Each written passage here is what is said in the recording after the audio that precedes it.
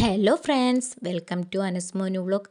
വഴുതനങ്ങ വെച്ചിട്ടുള്ള ഒരു കിടിലൻ റെസിപ്പിയാണ് ഇന്നത്തെ വീഡിയോയിലൂടെ പരിചയപ്പെടുത്താനായിട്ട് പോകുന്നത്.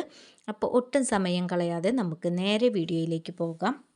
ആകെ പ്രപഞ്ചങ്ങൾക്കെന്നും നീനാഥനേ, ആകെയും കാരുണ്യം നൽകും പടച്ചോനെ. ഇപ്പോൾ പാൻ അടുപ്പത്ത് വെച്ചിട്ടുണ്ട്. പാൻ ചൂടായി വരുന്ന സമയത്ത് ഇതിലേക്ക് വെളിച്ചെണ്ണ ഒഴിച്ചു കൊടുക്കുന്നുണ്ട്.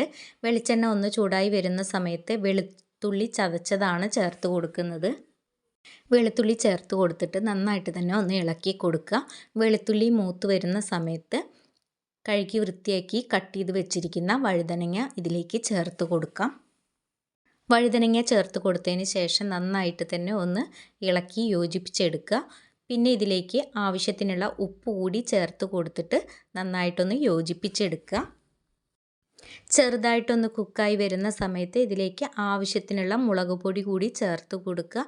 എന്നിട്ട് നന്നായിട്ട് തന്നെ നമുക്കൊന്ന് യോജിപ്പിച്ചെടുക്കാം.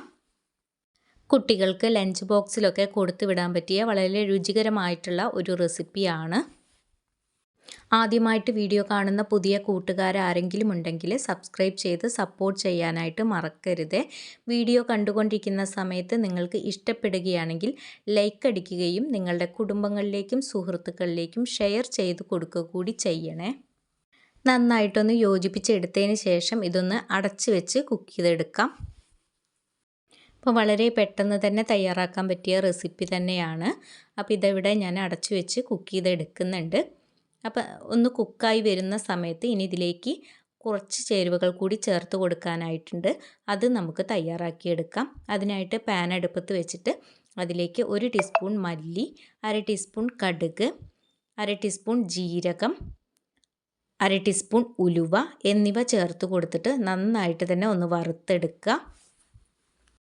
നന്നായി വറുത്തെടുത്തതിന് ശേഷം ഇത് ചൂടാറാനായിട്ട് മാറ്റി വയ്ക്കുക. ചൂടാറിയതിന് ശേഷം മിക്സിയുടെ ജാറിലിട്ടിട്ട് ഒന്ന് പൊടിച്ചെടുക്കുക.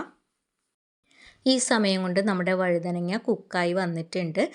ഇനി നമുക്ക് ഇതിലേക്ക് പൊടിച്ചു വെച്ചിരിക്കുന്ന ഈ പൊടികൾ കൂടി ചേർത്ത് കൊടുത്തിട്ട് നന്നായിട്ട് തന്നെ ഒന്ന് യോജിപ്പിച്ചെടുക്കുക.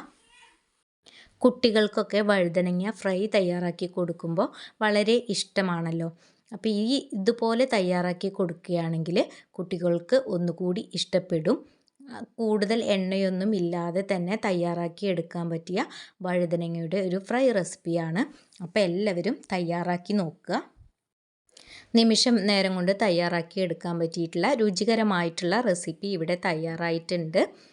അപ്പോൾ എല്ലാവർക്കും വീഡിയോ ഇഷ്ടപ്പെട്ടു എന്ന് കരുതുന്നു.